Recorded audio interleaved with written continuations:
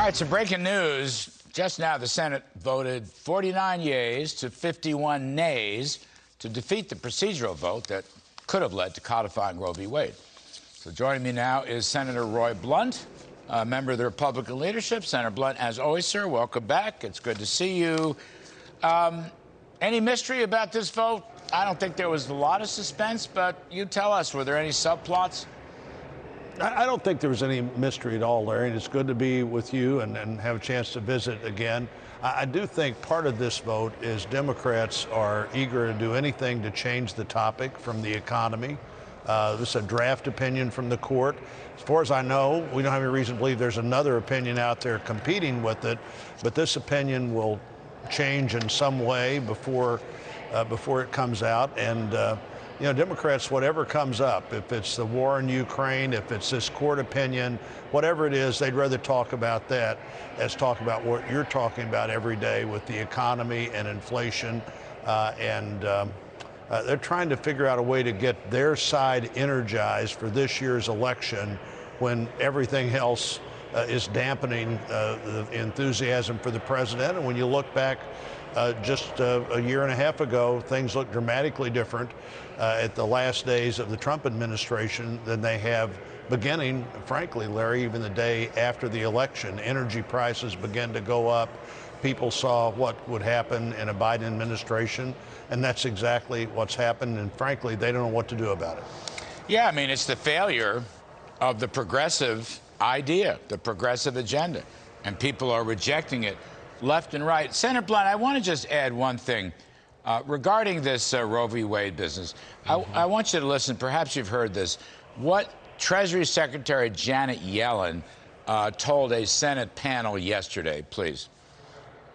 I believe that eliminating the right of women to make decisions about when and whether to have children would have very damaging effects on the economy and would set women back decades. I mean, Senator Blunt, look, to me, that is such a deplorable, bizarre statement that more abortion is good for the economy. I mean, I just don't understand how a Treasury Secretary could possibly say that. And you know, there's over 63 million abortions since Roe v. Wade. Those are God's creation. I mean, I want to save Americans, save the children. But just think of it in economic terms. All 63 million people that could have entered the workforce, could have been great entrepreneurs, could have been great success, could have been great job creators, could have lived great lives and enriched all of us. I mean, economies need growing populations. And here she is saying, oh, my goodness, Roe v. Wade somehow is going to be bad for the economy. I'm horrified by what she said. Well, it's a very, very serious topic. It's the topic of life. It's a topic that families are taking seriously when their children are going to be born. It's really unfortunate to see. This apparently is the company line. Everything has economic impact. Everything is one of the reasons that the economy is not flourishing like it should or won't flourish in the future. This is not the job of the Secretary of the Treasury. She got plenty of other things to spend her time on that don't involve this issue, and I hope she doesn't spend much more time focusing on this issue as opposed to what's going to happen with the ability to buy a house, what's going to happen with the ability to go to the grocery store and leave without feeling like you've suddenly had the shock of your life. Or yesterday, gasoline prices reached the highest point in the history of the United States. And I think part of this, Larry, is they obviously don't want to talk about that. And changing the subject, they believe, is good for them. But this is too important a topic to be cavalier about. And, you know, your view of the demographics of society, many of the societies we compete with are having a really hard time because they do have demographics that don't work. And that's why things like legal immigration and workplace-based needs being part of that system are so important, and why illegal immigration is a disaster. How you could say that's not a problem, but suddenly abortion is the economic problem that the Secretary of the Treasury is talking about is pretty shocking to, I think, anybody who's thought through this issue. Of course, she's the one who said at the beginning of the year, inflation's not a problem. She said at the beginning of this year, inflation's going to be 2% by the end of the year, a forecast that will not pan out by even anything close. Senator Blunt, let me switch gears a little bit. Mr. Biden has taken to making our friend Senator Rick Scott famous, although Biden cannot quite remember which state Senator Scott is from. That was the problem yesterday, Florida, not Wisconsin. Is Rick Scott, is his one little paragraph, is that dominating Republican policies? Is that a legislative agenda? Do you see that as something that's going to resonate in the midterm elections? You know, I don't think so. I think it's very clear that every senator can have their own opinion on these issues. Rick Scott's the first person to say this is his opinion. It has nothing to do with his job helping reelect his colleagues. I think it's a little bit hard to separate those two things, but this is his opinion. I think the Republican leader's been very clear that those issues would not be at the top of the agenda if he's the leader, and I expect he'll not only be the leader of our party, but I think he'll be the majority leader in the next Congress if things continue as they are. There are plenty of things for Americans to be concerned about. And obviously, when one senator puts out a paper and the other side is so desperate they continue to want to describe that as the Republican position, it's a sign, I think, of just the feeling of desperation they're having. You know, we're within 6 months or so of the election, people have normally made their decision about the economy. And this is an economy with inflation, the highest in 40 years. The highest single month under President Trump was 2.9%. Highest single month under President Obama was 3.4%.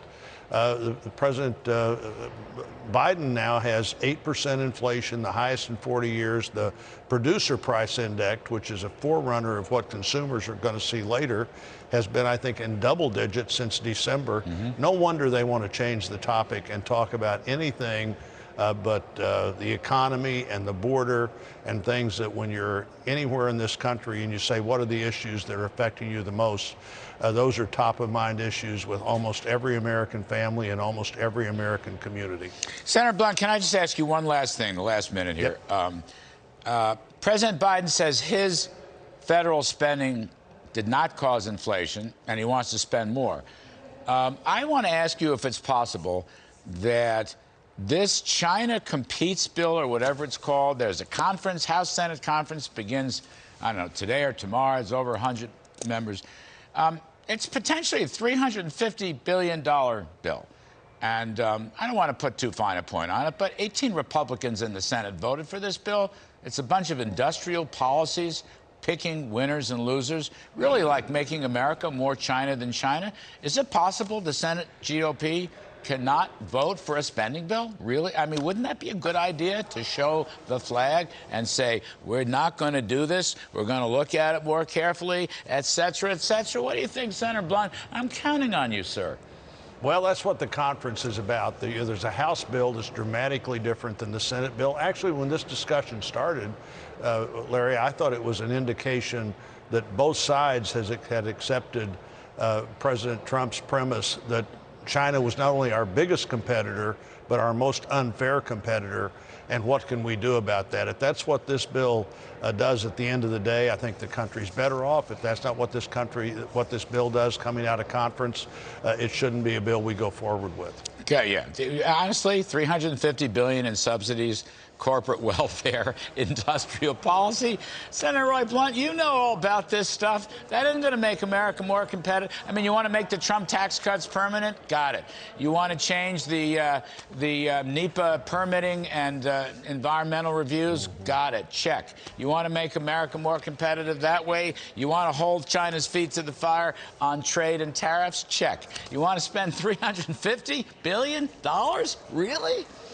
Well, I don't think that's what the final bill will do. But again, I think this is a much different view of China, that we have to do something about this competition than the country had 5 or 6 years ago. And really, that's the Trump policies of looking at this and saying, not only they're competing, but they're competing unfairly. Let's see what we can do about that unfair competition. And more importantly, let's see if we can't find different people to trade with as alternatives to both Russia and China. All right, got it. By the way, President Trump hated subsidies. Just saying, hated subsidies. Going to leave it there. Senator Roy Good to talk Blunt, to you. I'm counting on you, Senator. Thank you for sharing with us. We'll see you soon.